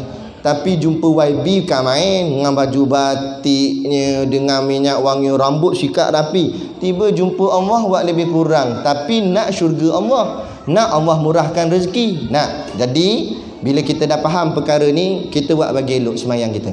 Dan satu benda yang saya nak sampaikan, sembahyang ni adalah cerminan hidup, tuan-tuan. Ayah ibu yang dirahmati Allah sekalian, sembahyang ini adalah cerminan hidup. Kalau nak cerita satu-satu daripada takbir sampai salam, tak boleh, tak cukup lah kuliah kita ni. Tapi setiap perbuatan dalam sembahyang tu ada makna dan ada kesannya. Saya ambil mula dengan akhirnya. Sembahyang ini muftatahatun bitakbiri, dimulakan dengan takbir, wa muhtatamatun bitaslimi, dan diakhiri dengan salam. Sebab tadi saya kata sembahyang ni cerminan hidup. Nak tengok hidup seseorang, tengok solat dia, tengok sembahyang dia. Siapa yang hidupnya mulakan dengan takbir, seperti mana sembahyang, hidup dia mula dengan takbir. Maksud takbir mana? Membesarkan Allah. Dalam segala hal Allah didahulukan. Nak beli rumah pun Allah didahulukan. Cari kawasan rumah yang dekat dengan masjid. Buat apa pun yang kepentingan dia Allah. Dibesarkan Allah di dalam hatinya. Siapa yang hidup membesarkan Allah, maka di hujung seperti mana semayang, siapa yang mulakan semayang dengan takbir, maka hujung semayang dia akan jumpa salam. Begitu juga hidup seseorang, siapa yang hidupnya membesarkan Allah pada permulaan hidupnya, maka di hujung hidupnya akan bertemu salam. Salam tu apa dia? Salam tu bahasa Arab, bahasa Melayu artinya selamat. Maka dia akan menemui keselamatan. Nah, sebab itu hikmah, antara hikmah kenapa sembahyang ni salamnya dua kali. Assalamualaikum warahmatullahi wabarakatuh, Assalamualaikum warahmatullahi wabarakatuh, dua kali, kanan kiri. Ini kerana siapa yang hidup membesarkan Allah, maka dia akan bertemu dua keselamatan. Apa dia? Selamat di dunia dan selamat di akhirat. Selamat di dunia bukan makna kaya raya, tak. Selamat di dunia, hati tidak terikut perkara-perkara yang merosakkan akidah. Tak terikut ajaran Syiah, tak terikut liberal, sekular. Ini ancaman, tuan-tuan. Di akhir zaman kita ni, kita diancam. Bukan Syiah, bukan Ayah Pin. Syiah dengan Ayah Pin ni tak pelik mana dah. Rasa kita tak terikut dah. Geng Ayah Pin ni sekitar besut je. Dalam ni tak ada asalnya ada geng Ayah Pin sini. Tak ada kan? Ayah Pan ada langgut dah. Tak ada geng Ayah Pin. Ayah Pin tu sekitar besut je. Itu pun dalam 20 ke 30 orang.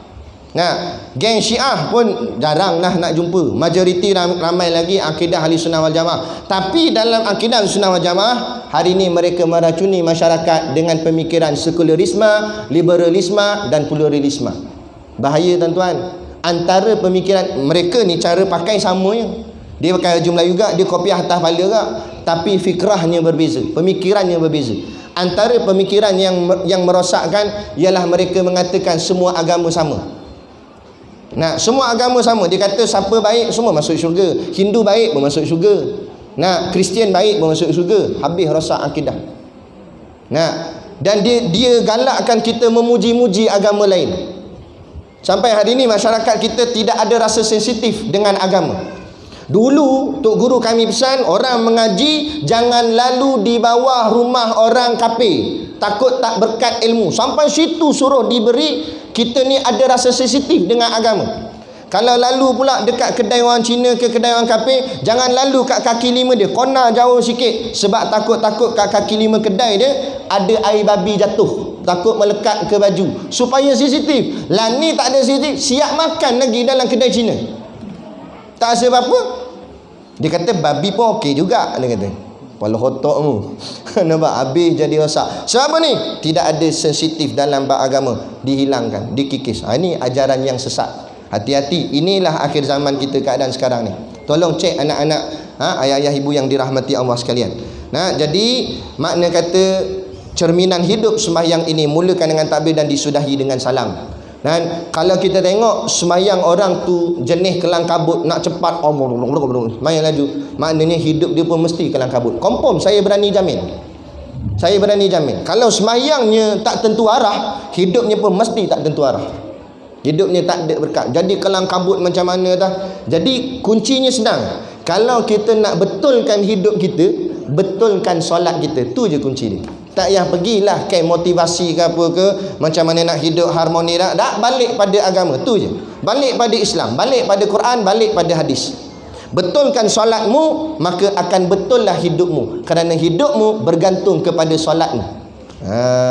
Jadi buat bagi elok solat kita semayang ada tamak ninahnya, rukuk tamak ninah, sujud tamak ninah. Bila elok semayang kita tenang, insya-Allah Allah berikan di dalam hati kita penuh dengan ketenangan. Kemudian siapa yang mengabaikan solat, maka dia akan diancam, dipecahkan kepalanya di dalam neraka sakar. Menurut satu riwayat, satu waktu semayang disengajakan tinggal dan tidak diqadakan semula, tak ganti balik, maka satu waktu 1000 tahun dipecah kepala dalam neraka. Waktu Nabi Isra' Mi'raj, Nabi tengok syurga, Nabi tengok neraka. Tapi syurga Nabi masuk, Nabi tengok. Neraka tak masuklah, Nabi tengok dari luar je. Sampai dekat bila Nabi lalu bahagian hadapan neraka tu, Nabi jumpa siapa pun Nabi bagi salam. Jadi yang jaga pintu neraka namanya Malik Zabaniyah. Ingatlah nama Malik Zabaniyah, kan? Jadi bila Nabi lalu, Nabi pun bagi salam, Assalamualaikum. Malaikat Malik Zabaniyah ni jawab dengan kasar dan keras, Waalaikumsalam. Dengan senyum pun tidak.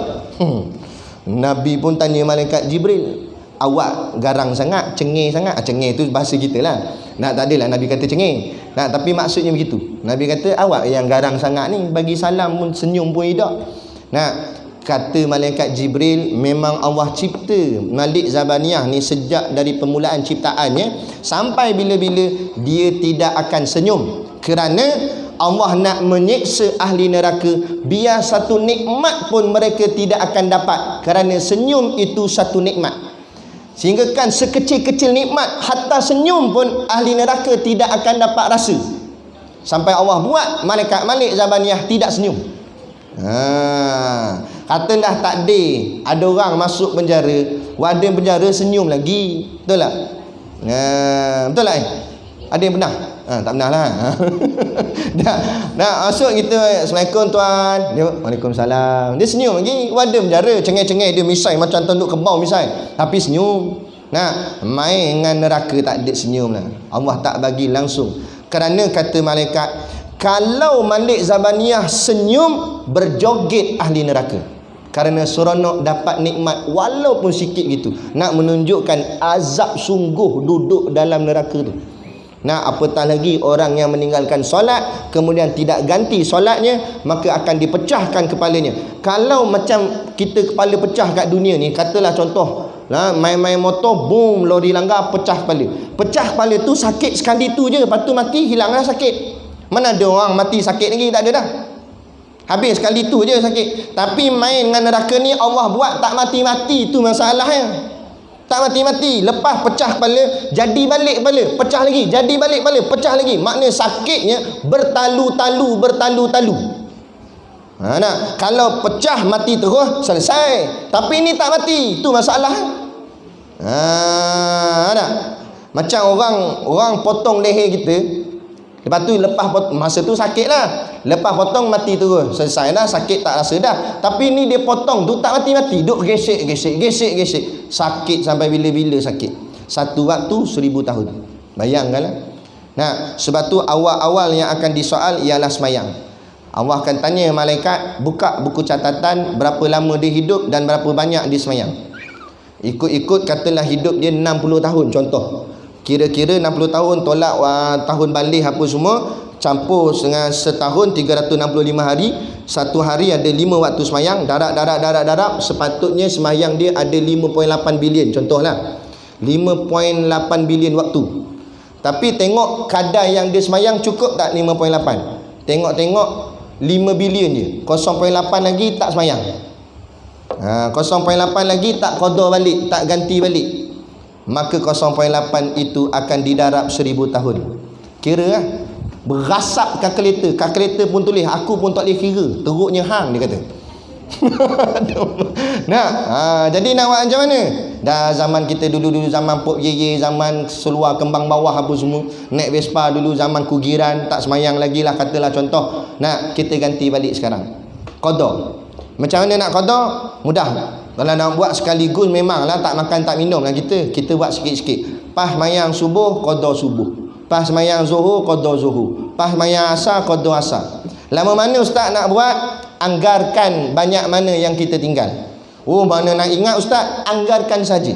Tapi anggaran mesti ambil yang maksimum, jangan ambil minimum.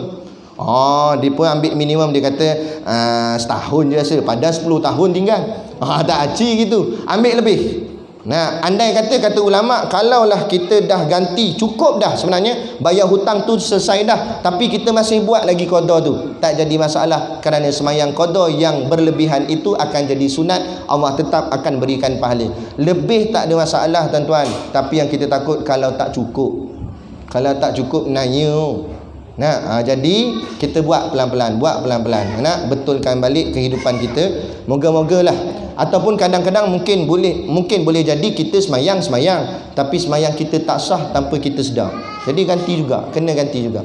Mana tahu dulu zaman kita jahil, kita mengaji, masa tu tak mengaji lagi sungguh-sungguh, jadi kita ambil uduk pun main lebih kurang. Ni kadang-kadang orang ambil uduk, dia main pakai pilih kan, dia cedok tangan dia, kemudian dia lipat. Dia cepat sangat lipat. Bila cepat lipat, kadang-kadang air tak sempat turun lagi kat sini. Bila tak turun kat sini, sini jadi kering. Bila buka, kosong. Wuduk tak sah. Sebab menurut mazhab kita Imam Syafi'i, kena sampai ni pergelangan ni, ini had dia. Sebab tu Imam Syafi'i suruh lebihkan sedikit. Basuh sampai sini, lebihkan sikit. Supaya bila lebih, maknanya tempat lain pun semua kena.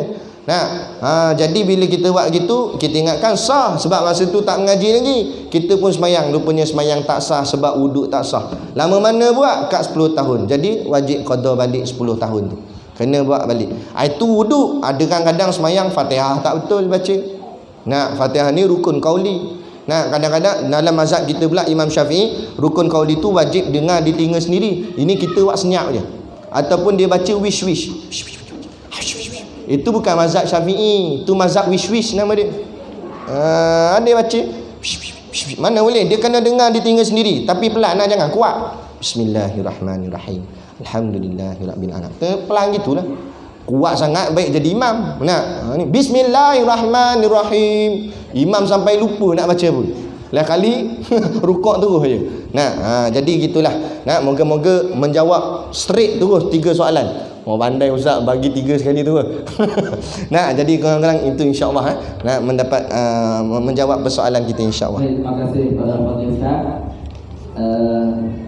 Saya tak tahu itu tak berani. Dan pada jawapan yang diberikan oleh Pak Ustaz, moga-moga menjadi garis panduan kepada kita untuk memelihara sebaik mungkin ibadah sembahyang kita, kerana dia antara ibadat yang mula-mula ditanya di hari akhirat kelak. Para hadirin yang dirahmati oleh Allah Subhanahu wa taala, saya sedang buat tabung lagu tadi, tabung untuk undang saja. Siapa-siapa yang ingin memberi semangat untuk pondok ataupun mahfaz yang sedang diurus oleh Fadil Ustaz, diganding dengan gurunya, iaitulah Guru Ustaz Sedikno, sama-sama lah kita kongsi rezeki. Mudah-mudahan rezeki yang ada pada kita, yang kita akan dapat diberkati Allah Subhanahu wa taala, dan moga-moga sumbangan yang kita berikan itu menjadi bekalan yang akan mampu membahagiakan kita dunia dan akhirat insya-Allah. Sikit kita dah masa dah habis, di samping kita tunggu tabung duk jalan tu, berkaitan dengan sembahyang tadi Ustaz ataupun salat. Dia ada golongan yang dia faham peristiwa Isra' wal Mi'raj ni adalah peristiwa yang Nabi terima sembahyang, dan dia fikir sampai bila Nabi terima tu. Nabi terima sembahyang umur 50 lebih, 53 tak silap tu. Jadi dengan sebab Nabi terima lebih tu, jadi hak sebelum tu bagi dia lah, dia kata Nabi tak sembahyang, jadi kita tunggu 50 lebih lah baru sembahyang. Itu satu golongan. Dan golongan yang kedua pula ada yang kata sembahyang ni cukup dengan niat. Tu ada 2 golongan. Golongan lain kita tak payah bincang. Golongan yang tak sembahyang langsung tu tak payah bincang lah. Cuma golongan yang ada yang mengatakan Tunggu 50 lebih baru mula sembahyang. Kerana sembahyang disyariatkan sewaktu Nabi berusia 50 lebih. Satu lagi kumpulan ataupun golongan yang hanya pakai niat sahaja. Ada? Minta Ustaz ulas sikit sekaligus dengan kesimpulan Ustaz. Sekaligus dengan kesimpulan, dan insya-Allah saat lagi kita nak buat bacaan tahlil ringkas. Hari ni ringkas semua. Karena semua ringkas insya-Allah. Tahlil ringkas dan juga makan je tak ringkas. Makan je tak ringkas Ustaz. Tahlil ringkas dan juga doa ringkas saat lagi insya-Allah. Silakan Pak. Baik, bismillahirrahmanirrahim. Menjawab soalan tadi tu, yang pertama ada orang kata Nabi terima solat tu pada umur 52 atau 53 tahun. Jadi kita pun tunggu umur 52, 53 baru kita sembahyang. Kalau macam tu, dia kalau orang bodoh bagi jawapan, kita jawab pun bodoh tak? Dia tak boleh jawab dengan ilmiah sebab dia soalan pun bodoh, jawapan pun bodoh tak? Kita jawab balik, kalau begitu bila umur dah sampai 63, mati lah, bunuh diri lah, sebab Nabi meninggal umur 63. Nak bahagian hidup mu nak panjang pula, bahagian semayang mu nak ikut tepat umur Nabi. Ni yang jadi penyakit. Sebenarnya jenis-jenis begini, jenis-jenis nak cari alasan untuk nak meninggalkan solat. Jenis begini lah payah. Sebab tu kata Imam Ghazali, lebih baik mengajar orang yang jahil tetapi teringin nak ilmu daripada orang yang menyangka dia berilmu padahal jahil. Ada jenis-jenis begini, jenis-jenis sangka dia ilmu banyak, yang ada sekarang viral dekat YouTube. Hati-hati tuan-tuan, anak-anak muda kita pesan, lepat, tak payah ikut dia. Jenis mana manhaj, mana kaedah dia belajar, siapa gurunya tak ada. Mana boleh main belajar kod faham kepala sendiri. Belajar ni ada step. Dia ada anak tangga, dia kena pijak satu-satu. Ada peringkat-peringkat dia. Jangan kita dengar dia cakap tu sedap terus kita kata ni power ni. Jangan begitu. Ikut laluan dia, ikut step dia. Jadi jenis ngarut-ngarut gini tak guna gak. Kalau kita jawab pun dia kona ke lain. Ni jenis gini, jenis macam kita buat macam Saidina Umar buat pancung aja kepala, banyak cakap sangat. Ada semayang nak tunggu umur belum 53 lah, apalah bagai. Tapi bahagian nak ambil duit tak payah pula nak tunggu 53, laju. Cuba kalau orang kata nak ambil duit tunggu 53 baru boleh ambil duit. Komplain apa ni 53 lambat semayang mau ambil 53. Sama dengan penyakit satu lagi ni, semayang pakai niat.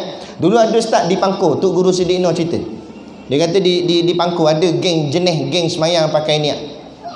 Dia kata pejam mata, dia pun niat sahaja aku semayang pada zuhur 4 rakaat tunai kerana Allah Ta'ala, selesai dah. Tapi yang peliknya, bila dia lapar perut, pandai pula dia cari roti canai 2 keping. Kenapa tak pakai niat sahaja aku makan roti canai 2 keping dengan teh tarik? Alhamdulillah dah. Nak bahagian makan mu panggil tokek. Roti canai 2. Lepas ambil kuali hempuk atas kepala. Bahagian makan mu order kaku. Bahagian semayang mu kata pakai niat. Ni kata. Lepas tu kalau semayang mu nak pakai niat, lain pun pakai niat. Lepas tu kita cakap, orang bodoh gini jawapan pun pakai jawapan bodoh. Kita bagi nas ayat Quran tak pakai. Kita bagi hadis pun dia lawan. Jadi jawab gitu. Jenis kerah kepala gini. Tapi kita cubalah selamatkan mereka. Tapi kalau cakap pun tak, kadang-kadang jenis gini jenis kerah hati. Jadi tak boleh buat apa kak. Sebab apa? Sebab Allah dah kunci hati mereka. Khatamallahu ala qulubihim wa ala sam'ihim wa ala absarihim ghishawah, kata Allah. Allah dah patri tutup hati mereka. Pendengaran mereka jadi pekak. Wa ala absarihim ghishawah, dan pada penglihatan mereka Allah letak penutup. Bukan maksud mata jadi buta, telinga pekak dari segi zahir ni dah. Telinga ada capang macam piring seterus telinga. Dengar orang cakap, mata nampak. Tapi maksud buta, maksud pekak, buta mata hatinya, pekak telinga hati dia. Sebab tu kita kena faham, kehidupan kita ni ada zahir dan batin, ada jasad, ada jasmani dan rohani. Sebegitu juga mata kita. Kita ada mata kepala, yakni mata zahir. Dalam hati kita pun ada mata, dipanggil mata hati. Di zahir kita ada telinga, dipanggil telinga zahir. Dalam hati kita juga ada telinga hati. Mata hati untuk menyuluh perkara-perkara kebatinan, perkara-perkara dalaman, untuk nampak mana yang baik, mana yang tak baik. Nak mata zahir nampak ni nampak makanan apa semua. Nak tapi mata hati nak nampak mana yang elok, mana tak elok. Telinga hati begitu juga. Telinga hati mendengar kata-kata nasihat dan sebagainya. Nak telinga zahir dengar lagu gitulah. Itu bahagian zahir dan batin. Itu sebab tu kita sebut maaf zahir dan batin, sebab dua kehidupan kita. Maka kena jaga. Nah, jangan hanya mata zahir je celik, mata hati tertutup rapat, buta. Telinga zahir je dengar, tapi telinga hati jadi pekak. Bila telinga hati pekak, orang nasihat pun tak jadi apa. Bila mata hati buta, orang tunjuk kebaikan depan mata pun tak jadi apa. Sebab mata hatinya sudah rosak, hatinya sudah rosak, jadi gelap. Jadi jangan sampai, sebab itulah nakal-nakal kita, jahat-jahat kita buat dosa pun, jangan sampai Allah tutup mata hati dan telinga hati kita. Jangan sampai Allah khatam hati kita.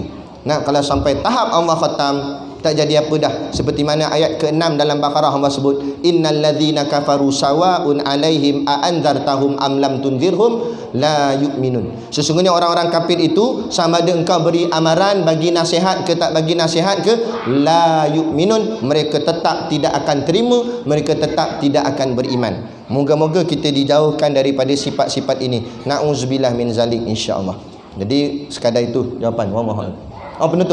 Penutup nak tutup apa Ustaz? Tak tahu nak tutup apa dah. Okey, baik. Jadi kami ada bawa sedikit produk jualan untuk menampung sekolah pondok dan tahfiz kami. Jadi tak banyaklah yang tinggal sebab tadi kuliah subuh depa puluh lebih dah. Patutnya kami ada bawa telur masin. Tapi telur masin tu habis dah depa ambil. Tak dengan telur pun tak ada, masin pun tak ada dah. Yang tinggal ada yang tu je lah, biskut-biskut, kacang-kacang. Tapi tuan-tuan niatlah membeli sambil menderma. Kaedah guru kami dia buat win-win situation, sama-sama menang. Maknanya tuan-tuan dapat bawa balik makanan, boleh makan kat rumah, kami dapat duit untuk bangunkan sekolah. Jadi sama-sama dapat manfaatnya sama. Jadi dapat bangunkan sekolah. Moga-moga dengan hasil bantuan tuan-tuan ini kami dapat meneruskan sekolah kami sehingga menghasilkan generasi-generasi ulama pada masa akan datang yang tidak gentar dan takut kepada sesiapa pun, melainkan takutnya hanya semata-mata kepada Allah dan taatnya kepada Rasulullah sallallahu alaihi wasallam. Jadi kalau ada anak-anak daripada kawasan kampung ini nak hantar anak ke sekolah tahfiz kami, dialu-alukan. Pengambilan kami tidak ada terhad dan sebagainya, bila-bila masa pun boleh. Pendaftaran RM260 sahaja pendaftaran, termasuk bulan pertama, dan bulan-bulan seterusnya RM100 sahaja, termasuk makan minum dan segala-galanya. Tak ada bayaran lain dah, itu sahaja. Masuk makan minum tiga kali insya-Allah. Makan pagi sekali, tengah hari sekali, petang sekali. RM100 sahaja setiap bulan. Itu tahfiz umur 7 tahun sampai 17 tahun. Kemudian kita ada pengajian pondok. Pengajian pondok untuk peringkat dewasa 18 tahun dan ke atas. Berapa pun tak apa, tak ada had umur. 150 pun tak apa. Tapi hantar yang elok sihat lah, jangan hantar yang dah merangkak gini. Jadi susah dah pula. Jadi terpulang. Mana-mana anak-anak muda yang tak ada nak buat apa macam Ustaz sebut tadi, tapi ada keinginan untuk menegakkan agama Allah, silakan. Dan berita baiknya, pengajian pondok kami percuma. Tidak ada sebarang bayaran langsung. Yuran pendaftaran tak ada, bulanan tak ada, apa pun tak ada, kosong. Cuma beli kitab saja. Kitab pun tak mahal. Kitab-kitab pondok ni murah, ada dalam RM3, RM5, RM6 gitu je. Kitab-kitab nipis, kitab-kitab turas. Lain semua percuma. Makan pun percuma. Tapi maksud makan percuma tu masak sendirilah yuk. Kami cuma sediakan bahan mentahnya, minyak masak, bawang, sayur ke, selalunya orang infak kami bagilah. Orang bagi infak kami bagi. Jadi masak sendiri. Takkan kami nak masak agak, kami mengajar, kami masak, kami tolong suap tu nak mampuih namanya. Jadi itu sendirilah, nak berdikari, hidup berdikari. InsyaAllah rasa hidup susah. Bila kita rasa hidup susah ni, baru kita faham orang yang susah. Bila hidup tanpa senang, dia tak merasai bagaimana orang yang susah merasainya. Jadi ini kaedah pondok kami, masih lagi mengekalkan cara pondok lama, cara pondok zaman dulu-dulu, insya-Allah. Jadi kalau ada siapa yang minat, pakcik-pakcik, ayah ibu yang dirahmati Allah pun, kalau ada yang berminat nak duduk pun ada. Kita ada golongan veteran kat sana. Yang duduk mengaji. Kadang-kadang kita mengaji dah, tapi bila dah koi berusia ni kadang-kadang kita terlepas pandang apa-apa perkara dalam perkara semayang kita dan sebagainya. Jadi kita duduk sana boleh mengaji balik, ingat balik rukun 13 semayang, apa bacaan dan sebagainya. Moga-moga jadi betul amalan kita dan Allah terima kita. Kepada anak-anak muda kita minta sahut cabaran. Jadilah seorang pemuda yang duduk di dalam perjuangan fisabilillah. Dia dua je. Tolong kamu jadi dua ni saja. Minta maaf panjang pula kesimpulannya. Nanti tak ada sebut, tak tahu nak sebut apa. Ya, dua je kita jadi kat dunia ni. Antara dua ni saja. Yang pertama, sama ada kita sebagai penggerak, penceramah, pemidato, pengkuliah untuk menggerakkan masyarakat kepada Islam. Tapi kalau yang ni kita tak mampu, sebab yang ni pun bukan semua orang boleh dapat. Nah, ini atas kurniaan Allah, ilmu dan sebagainya. Kalau yang ni tak mampu, paling tidak kita jadi yang kedua. Apa kedua? Pembela agama Allah. Pejuang, jadi perisai di hadapan. Kita nak ceramah tak pandai, tapi kitalah pembela kepada ulama, kitalah perisai kepada ulama. Kalau orang mencaci maki ulama, kita dulu di hadapan akan pertahankan ulama. Jadilah seperti itu. Maka kalau kita duduk dalam dua golongan ini, insya-Allah seperti yang dijanjikan Allah, wa basyiril ladzina amanu wa amilus solihati anna lahum jannatin tajri min tahtihal anhar. Dan berilah kabar gembira kepada orang yang beriman dan yang beramal soleh, akan diberi kepada mereka ini syurga yang mengalir di bawahnya beberapa anak sungai, insya-Allah. Jadi sekadar itu, saya mohon maaf sekiranya terkasar bahasa atau mengguris hati mana-mana pihak. Apapun yang kita sampaikan untuk menanamkan kesayangan kita kepada baginda Nabi dan memahamkan ajaran Islam yang sebenar kepada masyarakat kita, supaya kita ikut Islam ini betul-betul, insya-Allah. Jadi sekadar tu, moga-moga kita berjaya dunia dan akhirat. Wabillahi taufik wal hidayah. Wassalamualaikum warahmatullahi wabarakatuh. Assalamualaikum warahmatullahi wabarakatuh. Terima kasih pada Pak Ustaz.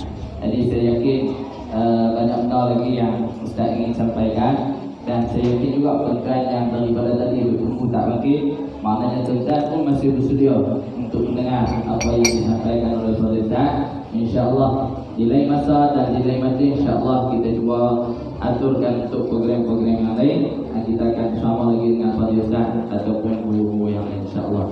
Jadi seperti yang saya sebut tadi, program kita untuk bicara ilmu kita tangguh setakat ini. Dan sebelum kita menerima juadah yang akan disediakan ataupun yang telah disediakan, akan tak nampak dah tu yang telah disediakan. Jadi insya-Allah sebagai tanda kita berterima kasih kepada tuan rumah, sama-sama kita cuba untuk tunggu sah untuk sama-sama memenuhi hajat tuan rumah untuk bacaan tahlil dan juga doa selamat, insya-Allah. Astaghfirullahaladzim, astaghfirullahaladzim, astaghfirullahaladzim, alladzi la ilaha illa huwal hayyul qayyum, wa atubu ilayhi.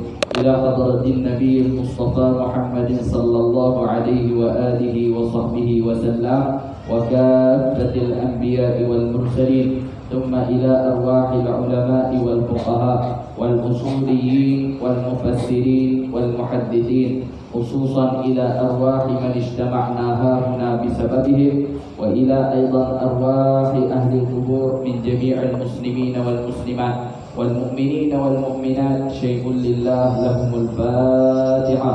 أعوذ بالله من الشيطان الرجيم. بسم الله الرحمن الرحيم. الحمد لله رب العالمين، الرحمن الرحيم، مالك يوم الدين، إياك نعبد وإياك نستعين، اهدنا الصراط المستقيم، صراط الذين أنعمت عليهم غير المغضوب عليهم ولا الضالين، آمين. بسم الله الرحمن الرحيم. قل هو الله أحد، الله الصمد، لم يلد ولم يولد ولم يكن له كفوا أحد. بسم الله الرحمن الرحيم. قل هو الله أحد، الله الصمد، لم يلد ولم يولد ولم يكن له كفوا أحد. بسم الله الرحمن الرحيم.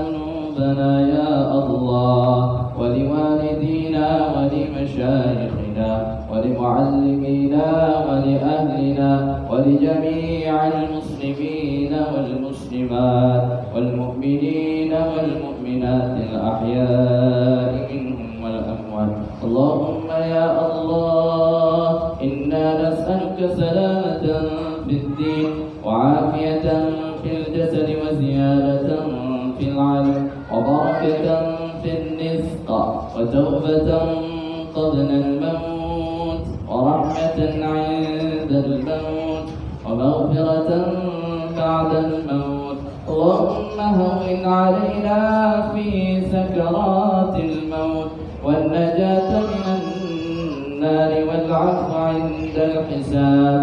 اللهم يا الله إنا نسألك رضاك والجنة ونعوذ بك من سخطك والنار.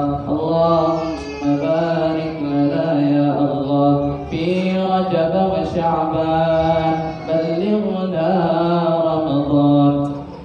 اللهم يا الله اجعل ثواب ما قرأناه من القرآن العظيم وما هللناه من لا إله إلا الله وما استغفرناه وما قلناه من يا الله وما صليناه على النبي محمد صلى الله عليه وسلم في هذه الساعة المباركة هدية من نواصنا ورحمة منك نازلة نقدمها ونهديها إلى حضرة سيدنا محمد صلى الله عليه وسلم، ثم إلى أرواح أزواجه وذرياته وأصحابه والتابعين وتابع التابعين لهم بإحسان إلى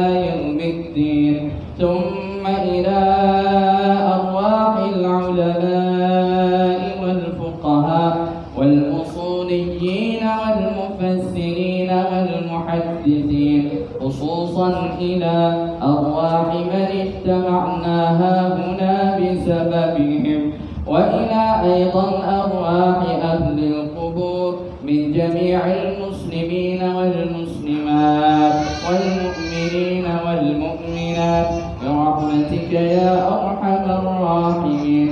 اللهم يا الله اجعل قبرهم روضة من رياض الجنان ولا تجعل قبرهم حفرة من حفر النيران. اللهم اغفر لهم وارحمهم وعافهم واعف عنهم.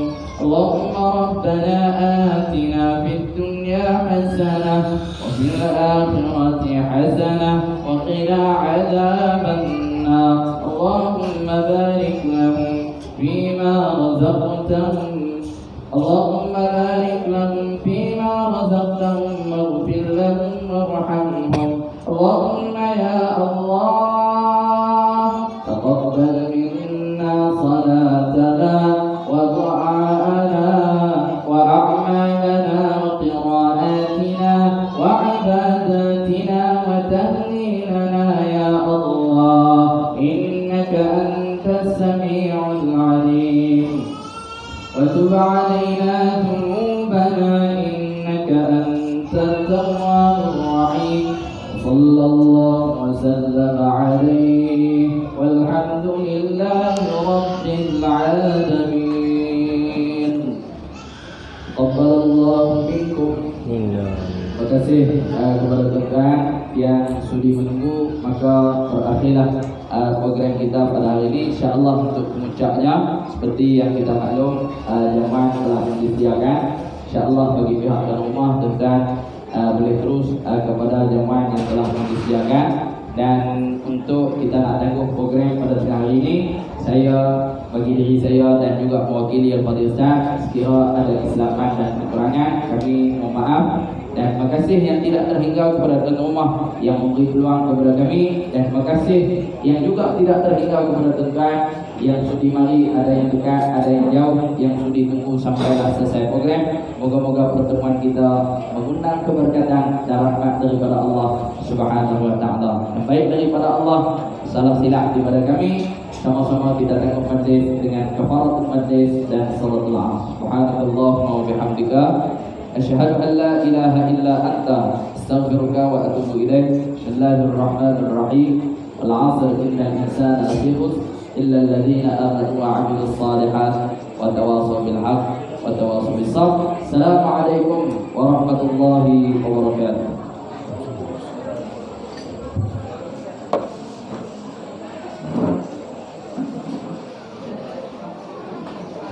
Đàn đi tự đợi các bạn.